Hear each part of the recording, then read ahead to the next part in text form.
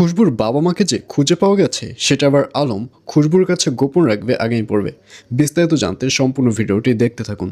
আসসালামু আলাইকুম প্রিয় দর্শক, সবার কি অবস্থা? হাজির হয়ে গেলাম দীপ্ত টিভির নিবেদিত খুশবু নাটকের ৭০তম পর্বে কী সব ঘটতে চলছে তার অগ্রিম খবর নিয়ে।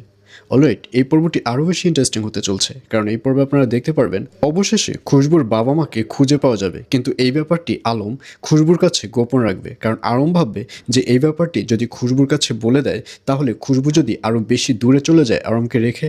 আর এর জন্যই আলম সিদ্ধান্ত নেবে যে বিয়ের পর এই সব কিছু খুশবুকে বলবে। আর অন্যদিকে খুশবু বাড়িতে ফিরলে রিশাদকে দেখা যাবে সে খুশবুকে চিনতে পারবে না।